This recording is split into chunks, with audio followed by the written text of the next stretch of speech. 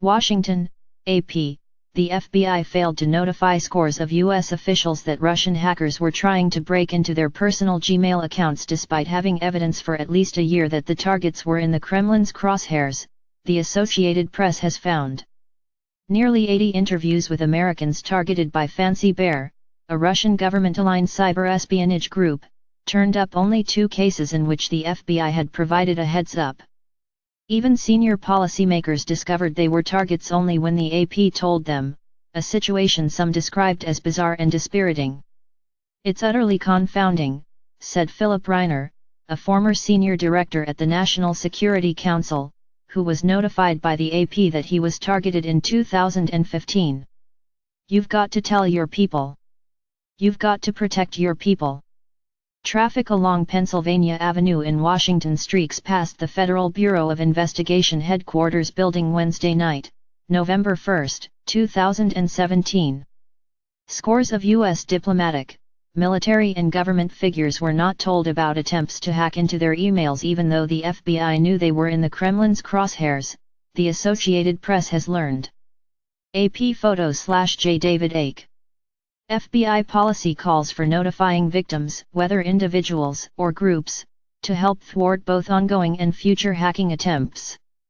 The policy, which was disclosed in a lawsuit filed earlier this year against the FBI by the nonprofit Electronic Privacy Information Center, says that notification should be considered even when it may interfere with another investigation or intelligence operation.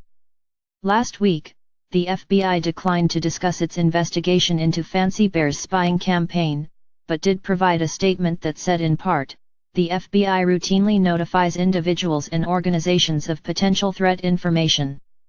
3 people familiar with the matter, including a current and a former government official, said the FBI has known for more than a year the details of Fancy Bear's attempts to break into Gmail inboxes.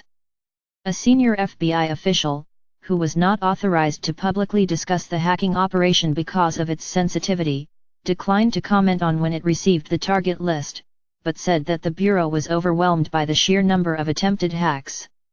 "It's a matter of triaging to the best of our ability the volume of the targets who are out there," he said.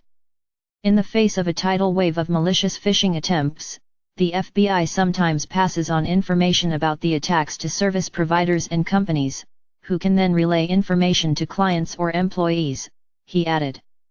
The AP did its own triage, dedicating 2 months and a small team of reporters to go through a hit list of Fancy Bear targets provided by the cybersecurity firm SECURE. Previous AP investigations based on the list have shown how Fancy Bear worked in close alignment with the Kremlin's interests to steal tens of thousands of emails from the Democratic Party. The hacking campaign disrupted the 2016 U.S. election and cast a shadow over the presidency of Donald Trump, whom U.S. intelligence agencies say the hackers were trying to help. The Russian government has denied interfering in the American election. The SECURE list comprises 19,000 lines of targeting data. Going through it, the AP identified more than 500 U.S.-based people or groups and reached out to more than 190 of them, interviewing nearly 80 about their experiences. Many were long retired, but about 1/4 were still in government or held security clearances at the time they were targeted. Only 2 told the AP they learned of the hacking attempts on their personal Gmail accounts from the FBI. A few more were contacted by the FBI after their emails were published in the torrent of leaks that coursed through last year's electoral contest. But to this day, some leak victims have not heard from the Bureau at all. Charles Sowell, who previously worked as a senior administrator in the Office of the Director of National Intelligence and was targeted by Fancy Bear 2 years ago, said there was no reason the FBI couldn't do the same work the AP did. "It's absolutely not okay for them to use an excuse that there's too much data," Sowell said. "Would that hold water if there were a serial killer investigation, and people were calling in tips left and right, and they were holding up their hands and saying, 'It's too much'? That's ridiculous. It's curious." The AP found few traces of the Bureau's inquiry as it launched its own investigation 2 months ago. In October, 2 AP journalists visited thcservers.com, a brightly lit, family-run internet company on the former grounds of a communist-era chicken farm outside the Romanian city of Craiova. That's where someone registered dcleaks.com, the first of 3 websites to publish caches of emails belonging to Democrats and other U.S. officials in mid-2016. DCLeaks was clearly linked to Fancy Bear. Previous AP reporting found that all but one of the site's victims had been targeted by the hacking group before their emails were dumped online. Yet THC founder Catalin Florica said he was never approached by law enforcement. "It's curious," Florica said. "You are the first ones that contact us." THC merely registered the site, a simple process that typically takes only a few minutes. But the reaction was similar at the Kuala Lumpur offices of the Malaysian web company Shinjuru Technology, which hosted DCLeaks' stolen files for the duration of the electoral campaign. The company's chief executive, Terence Chung, said he had never heard of DCLeaks until the AP contacted him. "What is the issue with it?" he asked. Questions over the FBI's handling of Fancy Bear's broad hacking sweep date to March 2016, when agents arrived unannounced at Hillary Clinton's headquarters in Brooklyn to warn her campaign about a surge of rogue, password-stealing emails. The agents offered little more than generic security tips the campaign had already put into practice and refused to say who they thought was behind the attempted intrusions, according to a person who was there and spoke on condition of anonymity because the conversation was meant to be confidential. Questions emerged again after it was revealed that the FBI never took custody of the Democratic National Committee's computer server after it was penetrated by Fancy Bear in April 2016. Former FBI Director James Comey testified this year that the FBI worked off a copy of the server, which he described as an appropriate substitute. Makes me sad. Retired Major James Phillips was one of the first people to have the contents of his inbox published by DCLeaks when the website made its June 2016 debut. But the Army veteran said he didn't realize his personal emails were flapping in the breeze until a journalist phoned him 2 months later. "The fact that a reporter told me about DCLeaks kind of makes me sad," he said. "I wish it had been a government source." Phillips' story would be repeated again and again as the AP spoke to officials from the National Defense University in Washington to the North American Aerospace Defense Command in Colorado. Among them, a former head of the Defense Intelligence Agency, retired Lieutenant General Patrick Hughes, a former head of Air Force Intelligence, retired Lieutenant General David Depchula, a former Defense Undersecretary, Eric Edelman, and a former Director of Cybersecurity for the Air Force, retired Lieutenant General Mark Schisler. Retired Major General Brian Keller, a former Director of Military Support at the Geospatial Intelligence Agency, was not informed, even after DCLeaks posted his emails to the Internet. In a telephone call with AP, Keller said he still wasn't clear on what had happened, who had hacked him or whether his data was still at risk. "Should I be worried or alarmed or anything?" asked Keller, who left the spy satellite agency in 2010 and now works in private industry. Not all the interviewees felt the FBI had a responsibility to alert them.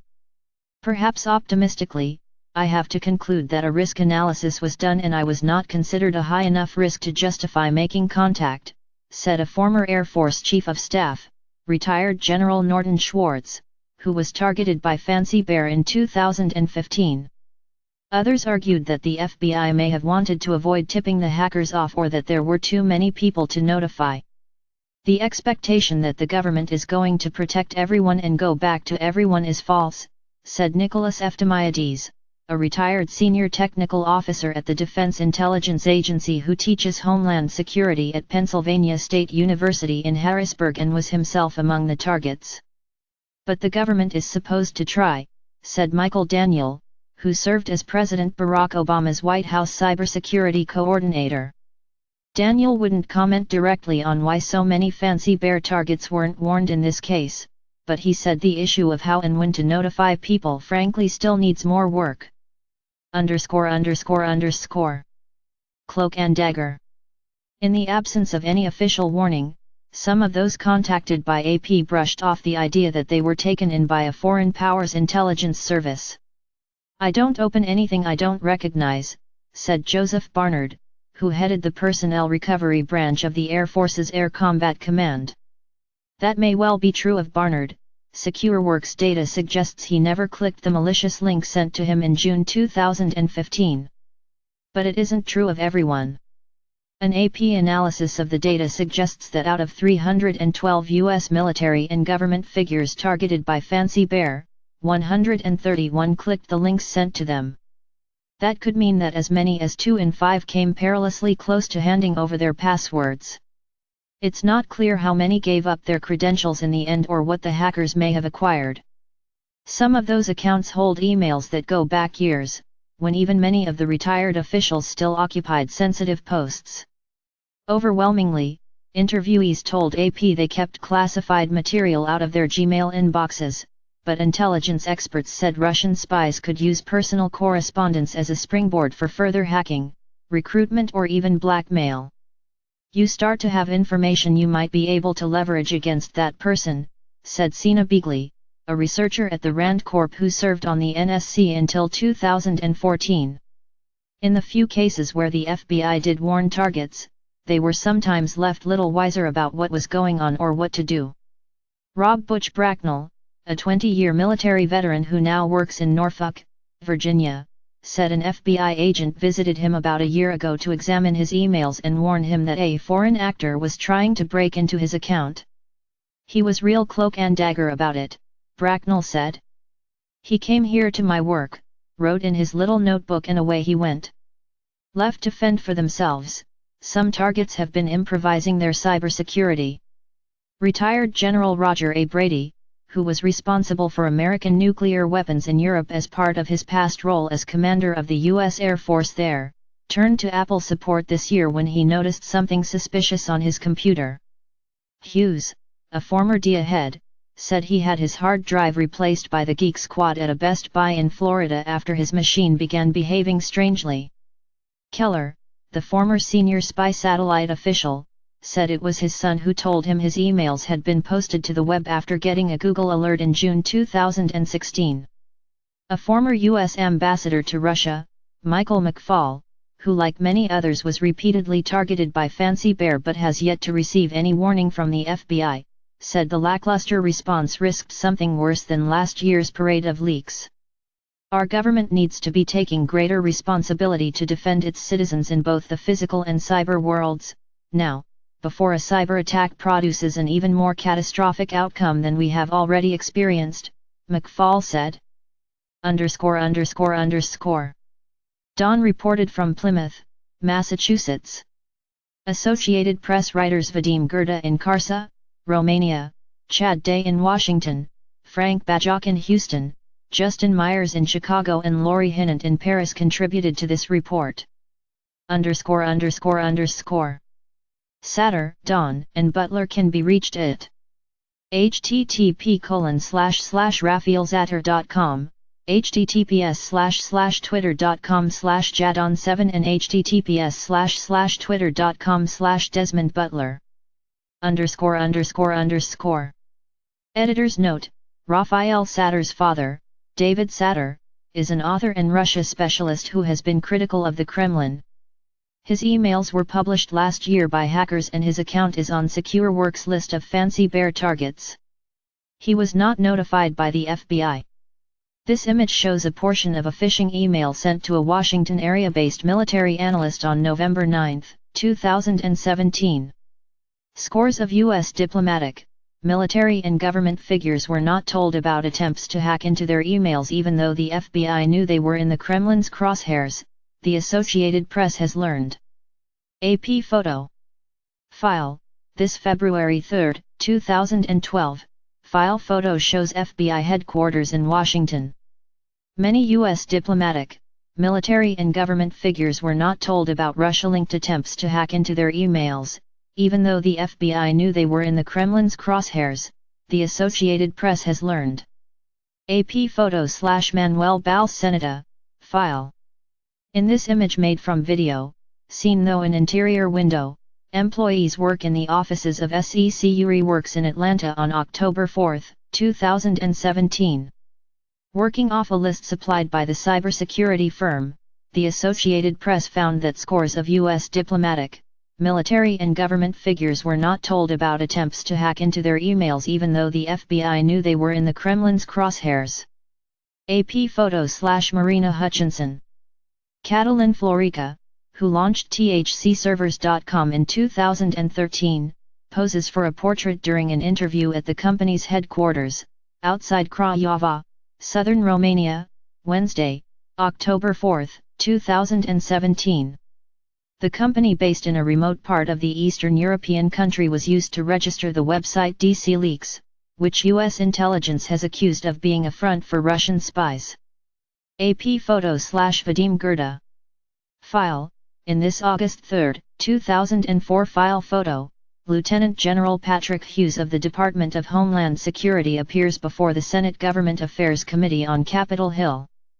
Hughes, a former head of the Defense Intelligence Agency, was one of scores of U.S. diplomatic, military and government figures who were not told about attempts to hack into their emails even though the FBI knew they were in the Kremlin's crosshairs, the Associated Press has learned.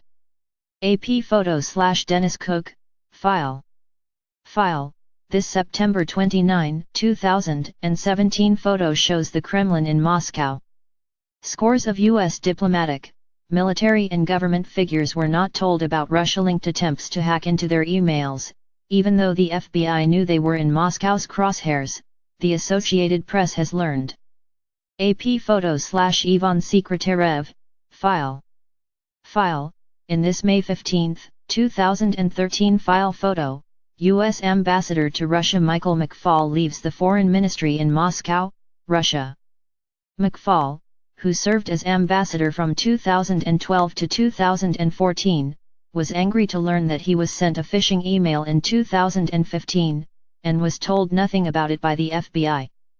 Our government needs to be taking greater responsibility to defend its citizens in both the physical and cyber worlds, now, before a cyber attack produces an even more catastrophic outcome than we have already experienced, he said. AP photo/Miss Hajaparaj. File. In this October 4, 2017, file photo, a motorcycle is parked outside the thcservers.com company headquarters, outside Craiova, southern Romania.